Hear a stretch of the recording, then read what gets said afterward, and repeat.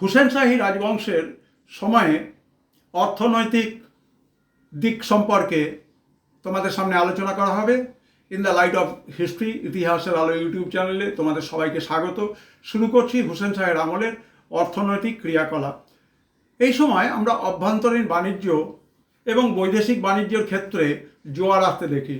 সমুদ্রপথে ব্রহ্মদেশ, ইন্দোচীন, শ্রীলঙ্কা, ইন্দোনেশিয়ার সঙ্গে যেরকম ব্যবসা বাণিজ্য হতো, পর্তুগিজ পর্যটক বারবোসা তার বিবরণ থেকে জানা যায় এই সময় সমুদ্র উপকূল জুড়ে অসংখ্য শহর গড়ে উঠতে থাকে এবং সেগুলোতে নানা ধরনের কারিগরি পণ্যের কেনাবেচা হতো। এই পণ্যের মধ্যে উল্লেখযোগ্য ছিল নানা ধরনের বস্ত্র, রেশম, চিনি। বাংলার অভ্যন্তরে গৌড়, সোনারগাঁও, চট্টগ্রাম, হুগলির সপ্তগ্রাম ছিল উল্লেখযোগ্য ব্যবসা বাণিজ্য কেন্দ্র। বাণিজ্যকে পুষ্ট করেছিল উন্নত মানের কৃষি।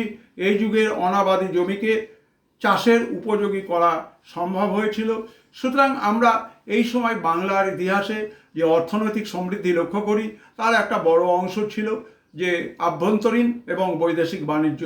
এখানে গুরুত্বপূর্ণ আভ্যন্তরীণ বাণিজ্য কেন্দ্র এবং বৈদেশিক বাণিজ্য কেন্দ্রের তোমরা নাম জানলে নজর রেখো in the light off history, ইতিহাসের আলো ইউটিউব চ্যানেলে। সবাই ভালো থেকো, সাবস্ক্রাইব করুন।